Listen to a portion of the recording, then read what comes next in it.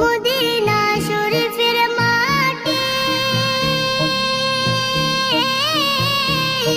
আমার চোখে মুখে বুকে মাখিও।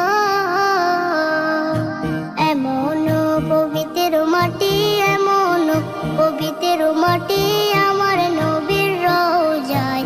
তোমরা যদি যাও গো মদিনায়, তোমরা যদি যাও গো মদিনায়। ইয়া রাসূলুল্লাহ, ইয়া হাবিবাল্লাহ, ইয়া রাসূলুল্লাহ, ইয়া হাবিবাল্লাহ। মদিনা শরীফের মাঝে বেহেশতের বাগান আছে ও।